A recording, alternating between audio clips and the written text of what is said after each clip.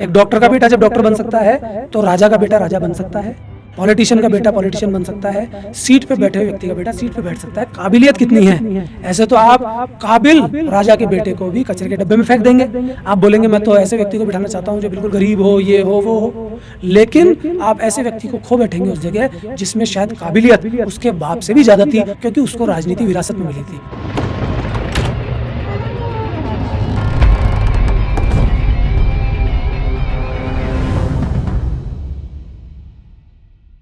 इन सब के बावजूद महिलाओं की ऐसी क्या महत्वाकांक्षा है? जैसा आपने सब चीज़ें उदाहरण दिए, मतलब मेडिकल का उदाहरण दिया आपने, पॉलिटिक्स का तो है ही, खैर बात चल ही रही है, स्कूल एजुकेशन में बताया आपने। तो फिर भी इन सब के बावजूद एक महिला की क्या ऐसी महत्वाकांक्षा है, क्या ऐसी उसकी इच्छा है, फिर भी वो उसी ओर बढ़ना चाहती है? देखिए, बहुत जगह तो महत्वाकांक्षा सामने आती है, महिला पुरुष बन जाती है और महिला मैं ये कर दूं वो कर दूं, इस सीट पे बैठ जाऊं, उसका खा जाऊं, इसका खा जाऊं, इस पे हुक्म जमा लूं, ऐसी चीज़ें महिला के सामने आती है। लेकिन बहुत से केसेस ऐसे हैं जिसमें महिला ज़रूरत के कारण ऐसा कर बैठती है। जब उसको ज़रूरत होती है, घर में बच्चा भूखा है, पति बीमार है, मजबूरी में काम करने निकली है। ज़्यादातर केस में ये देखा। मैं कोई आंकड़ा नहीं दे सकता आपको, लेकिन ऐसा भी होता है। दोनों ही बातें अपनी जगह सही है ना। तो उनको कई बार ऐसा कदम उठाना पड़ता है। जो प्रोस्टिट्यूशन है उसमें भी कई महिलाएं शौक से आ जाती हैं कि उनको मज़ा आ रहा होता है शुरू में, फिर उनके जो चाहने वाले होते हैं या उनको इस लाइन में जो लाते हैं वो लोग उनको धकेल देते हैं। फिर उनको पहले तो मज़ा आ रहा है कि इसके बदले पैसा मिल रहा है, इससे बढ़िया बात क्या होगी। फिर वो चीज़ मोनोटोनस हो जाती है और उनकी ज़िंदगी का हिस्सा बन के उनका पेशा बन जाती है। लेकिन बहुत सारी जगहों पे उनकी ज़रूरत भी होता है कि अब मुझसे कोई काम नहीं हो रहा। लेकिन मैं उन महिलाओं को भी कहता हूँ कि जब आपसे काम नहीं हो रहा, आप थोड़ा सा परिश्रम कीजिए। कहीं ना कहीं जब आपके हाथ पैर सलामत हैं तो आप ये रास्ता ना चुन करके, मैं कह रहा हूँ सेक्स तो कीजिए, लेकिन पैसा मिलेगा इस एवज में, वो थोड़ा ठीक नहीं है। पूरी तरह से गलत भी नहीं है, लेकिन एक मजबूरी की तरह से सेक्स करना पड़े तो ये ठीक नहीं है।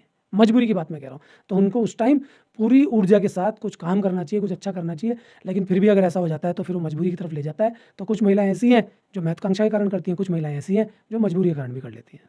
कुछ लोगों की ये अपेक्षाएं होती है कि राजनीति में आकर हम सेवा करें, श्रद्धा भाव से काम करें, लेकिन जहाँ पर ये विषय आ जाता है परिवारवाद, इस विषय के आने पर जिस व्यक्ति के मन में जो अच्छी छवि होती है, जो वाकई कुछ करना चाहता है समाज के लिए, देश के लिए, अपने राष्ट्र के लिए पूरी तरह से कुछ एक त्याग करना चाहता है, लेकिन जो ये शब्द आ जाता है परिवारवाद, इसकी वजह से वो इच्छाएं, जो एक आम स्तर से जुड़ा हुआ नेता होता है जो आगे कुछ बढ़ने की इच्छा रखता है, लेकिन कहीं कहीं पर ये शब्द आ जाता है तो वो सब कुछ पीछे गौण हो जाता है। तो कितना बड़ा रोल मानते हैं आप परिवारवाद को? देखिए, जहाँ आप इस प्रश्न को लेके जा रहे हैं, मैं उस जगह को इंगित ना करते हुए सिर्फ ये कहूँगा कि ये जो परिवारवाद शब्द है ये अस्तित्व में तो था, लेकिन आज इसका बोलबाला ज़्यादा है। जी। क्योंकि जो विपरीत पार्टी होती है वो किसी ना किसी तरह अगली पार्टी के नेता को बदनाम करने की कोशिश करती है। तो उसके बीच में वो अपनी साइकोलॉजी लाती है, जनता की साइकोलॉजी के साथ अपनी साइकोलॉजी को मर्ज करती है। तो ये शब्द अस्तित्व में आते हैं और वो लोग ये नहीं जानते क्या कि सदियों से राजाओं का बोलबाला रहा है इस देश में। तो पहले तो राजा प्रथा ही थी, पहले तो राजा लोग ही शासन करते थे, देशों में ऐसा ही था। और आप ये मानते भी हैं, कई राजाओं को महिमा मंडन भी करते हैं उन राजाओं का कि ये तो बहुत तगड़े थे, उनका यशोगान करते हैं, ये तो इतने तगड़े थे। लेकिन जब आप देखेंगे तो पीढ़ी दर पीढ़ी उनकी संतानें भी राज करती आई हैं।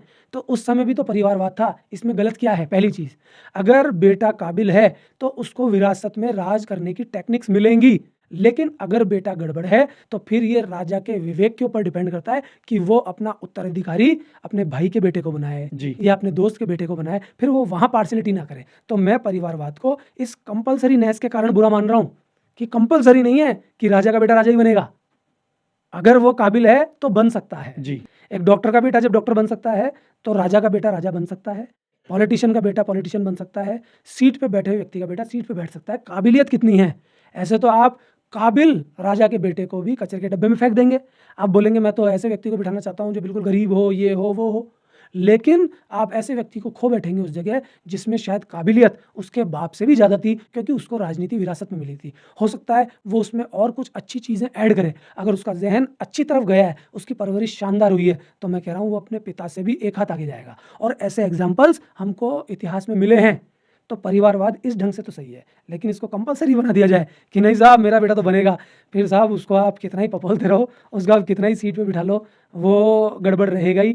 फिर मैं कहूँगा कि ये नाइंसाफ़ी है उन गरीब लोगों के साथ या उन काबिल लोगों के साथ, क्योंकि उनको इतना एक्सपोजर अगर मिल जाए, एक सीट पे बैठे बैठे तो एक गधा भी तैयार हो जाता है, एक सीट पे बैठे बैठे तो एक नाकाबिल इंसान भी बहुत काबिल हो जाता है। लेकिन ये नाइंसाफ़ी है ना, क्योंकि उसको मौके ज़्यादा मिल रहे हैं। जैसे एक कलाकार के बेटे को मौके ज़्यादा मिल जाते हैं कि मौके। 2-4 फिल्में फ्लॉप होंगी तो अपने आप को तो काम हो जाए। एक्सप्रेस हाँ, करने के लिए उसको तो मौका मिल जाता है। उसके साथ क्या है वो तो मैं नहीं कह सकता, लेकिन ये उन लोगों के लिए नाइंसाफ़ी है जो लोग गरीब हैं या काबिल होते हुए भी उस सीट पे नहीं बैठ पा रहे हैं, या जो सेवा करना चाहते हैं, क्योंकि वो तो पीढ़ी दर पीढ़ी बैठता जाएगा, वो उसके गुलाम बनते रहेंगे। और गड़बड़ बच्चा अगर बैठ गया तो फिर पपोलते रहो 10 साल 20 साल, वो कुछ ही नहीं कर पाएगा या इतनी ऊंचाइयों पे नहीं पहुंच पाएगा। तो अंत में मैं यही कहूँगा कि अगर ज़बरदस्ती की जाए कि साहब ये तो बैठना ही चाहिए, काबिल हो या नहीं हो, तो फिर ये गलत बात है।